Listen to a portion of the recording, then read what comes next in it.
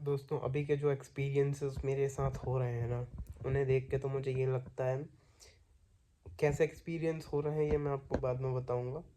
अभी मैं ये बताता हूँ मुझे लग क्या रहा हूँ एक्सपीरियंस से, कि भाई मुझे क्यों ही शादी करना चाहिए, क्यों ही बच्चे पैदा करने चाहिए, शादी के बाद अपने चिल्ड्रंस पैदा करने चाहिए। ज़िंदगी में इतना दुख है, हम खुद इतना झेल रहे हैं भसड़, ठीक है। चलो बड़े हुए, स्कूल गए, स्कूल में पास होना, फिर ये करना, फिर वो करना, उसके बाद फिर कॉलेज में एक बार एडमिशन मिल जाए, ठीक है। फिर कॉलेज सरवाइव करना, फिर कॉलेज से निकलने के बाद नौकरी की तलाश, नौकरी की तलाश के बाद भी पार्टनर की तलाश, ठीक है। शादी करने वाली की तलाश, उसके बाद भी, ठीक है, उससे ट्यूनिंग की तलाश, वो स्ट्रगल मच रहा है। आपकी ट्यूनिंग आपके पार्टनर के साथ बन गई तो साला उसकी ट्यूनिंग आपके घर वालों के साथ बन रही है कि नहीं बन रही है, उसकी भसड़। दुनिया जहाँ की भसड़ है भाई इस ज़िंदगी में, पता है। मतलब आपको ये तो बिल्कुल एक्सेप्ट करना ही पड़ेगा, देयर इज़ दुख, ठीक है, और जो सब कर ही लेते हैं। गौतम बुद्धा की फिलॉसफी के अकॉर्डिंग दुख है, दुख का कारण है, कारण का निवारण है, और निवारण का मार्ग है। भाई इतना तो एक्सेप्ट कर लिया, दुख है, दुख का कारण भी ना निवारण समझ में आ रहा, ना निवारण का मार्ग समझ में आ रहा है। उससे बेटर तो हमें ये लग रहा है कि साला जो नई आने वाली पीढ़ी है, नई आने वाली संतान है, उसको इस दुनिया में ही ना लाओ, कि उसे इस फेज से अगेन गुजरना पड़े। जो दुख है, दुख का कारण है, कारण का निवारण, और फिर उसको सोल्यूशन की तलाश में बेचारे एफर्ट्स करें। कह सकते हैं ये एक थोड़ा सा डरपोक कावर्ड एटीट्यूड हो सकता है, ठीक है।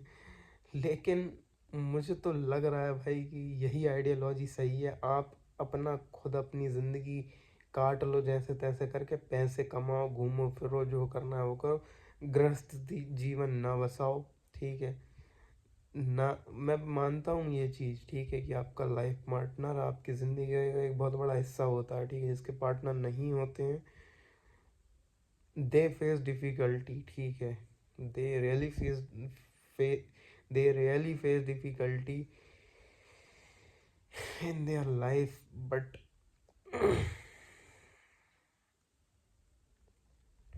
क्या करें यार। मुझे लग रहा है कि जो दुख हमने खुद में झेले हैं, वो कोई और ना झेले यार। हम तो ये चाहते हैं इस वजह से, और कोई और ना झेले वो तो ठीक ही ठीक, कोई अपना ना झेले उसमें तो और ज़्यादा दर्द होगा, क्योंकि जब कोई अपना डिफ़िकल्टी झेलेगा, दुख झेलेगा। बट रियलिटी तो यही है ज़िंदगी की, एक समय पे आपको मरना है और ज़िंदगी भर आपको दुख झेलना है। इवन मैं बता रहा हूँ, आपके लिए वो दुख लाइक कंडीशन नहीं भी होगी ना, तब भी आपको फील यही होगा कि मैं दुखी हूँ, मेरी ज़िंदगी ने मेरे साथ फेयर नहीं किया, ठीक है। अभी भी मेरे पास रिसोर्सेज नहीं है, अभी मेरे पास चीज़ें नहीं है, खुश होने का कारण नहीं है। हमेशा इंसान जो है खुश होने का कारण ही ढूंढता रहता है, वो कितने ही अच्छे पेडेस्टल पे हो, कितने ही बेकार पे हो।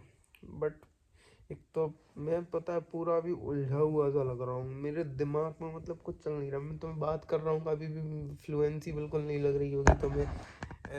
मेरे थॉट्स में सेंटेंसेस की तो बात ही दूर कर दो, थॉट्स ही बिल्कुल एकदम मैच नहीं कर रहे होंगे। पहले कुछ बोल रहा हूँ, फिर एकदम से कुछ और बोलने लग रहा हूँ। सारा दिमाग खराब हो रहा है, समझ नहीं आ रहा क्या करूँ। अभी इस रूम में देखो अकेला पड़ा हुआ हूँ मैं, I have no one around me. I am at Bhopal, a large city of Madhya Pradesh, जहाँ पे मेरे काफ़ी सारे पहचानने वाले हो सकते हैं और होंगे भी। बट मैं इस 15 बाई 12 के रूम में,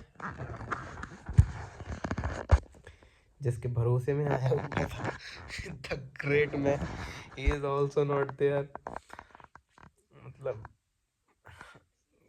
आप अकेले पैदा होते हो, अकेले मरते हो। ये जो सोसाइटी ने जो बना दिया ना, ये चूतियाप, कि इंसान एक सोशल एनिमल है, उसे लोगों के साथ रहना पड़ेगा, ठीक है। इस चूतियाप के कारण लोग एडिक्टेड हो गए उस चीज़ से, ठीक है। अब वो अकेला सर्वाइवल उनका मुश्किल होता है, क्योंकि पैदा होते साथ ही हमेशा साथ में रहे हैं, और नीड भी ये रहना ही पड़ता है साथ में। तो कैसे ही कोई अकेला रहना सीख सकता है। बचपन से ही उसने वही ही सीखा है।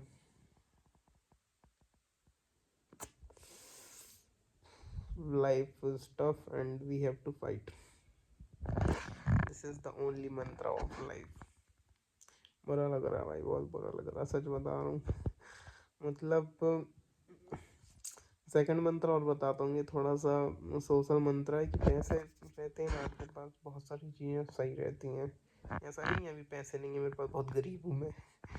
लेकिन कहने का मतलब मेरा ये है कि थोड़ा आप कुछ कर रहे होते हैं रेगुलर बेसिस पे, आपकी इनकम हो रही होती है, आपने कुछ थोड़ा बहुत ज़िंदगी में फाइनेंशियल लेवल पे और सोशल लेवल पे उखाड़ लिया होता है ना, बहुत चीज़ें, बहुत दिक्कतें आप फेस नहीं करते हो। आपके पास लोग होते हैं, आपके पास पैसा होता है, आपके पास एंटरटेनमेंट होता है, चीज़ें होती हैं, सारी चीज़ें होती हैं, जो करना है वो करो, खुश रहो, सारी मटेरियलिस्टिक सुख लो।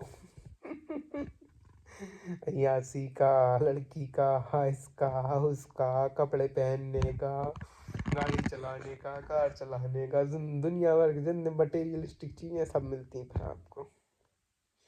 और एक एक बात मैं ये भी बताता हूँ, जिस चीज़ को मैं भी इतना आइडलाइज तो नहीं कर रहा हूँ, बट मैं बता रहा हूँ कि ये चीज़ें होती हैं, आपको सुख देती हैं। जब ये भी मिल जाए, मिलने के बावजूद उनके, कुछ समय तक तो बड़ा अच्छा लगता है, फिर वो भी बासी खुशी हो जाती है, फिर थोड़ा सा हम और ऊपर वाली चीज़ों के लिए क्रेव करते हैं। इसलिए ही मुझे समझ नहीं आ रहा मैं किस चीज़ के पीछे भाग रहा हूँ, मुझे करना क्या अपनी ज़िंदगी में।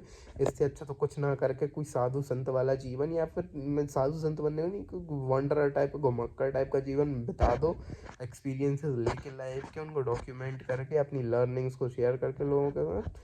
बस बहुत ही कंफ्यूज चल रहा हूँ, समझ नहीं आ रहा जिंदगी में मेरे नौकरी लगवा लूँ, सरकारी अफसर बन जाऊँ, क्या करूँगा उसके बाद, ऐसे थॉट्स आते हैं। ठीक है बन गए, क्या करना है उसके बाद। बाय दोस्तों, बहुत लंबी वीडियो हो जाएगी, मेरे फ़ोन में स्पेस भी नहीं है एक तो अभी। बाय।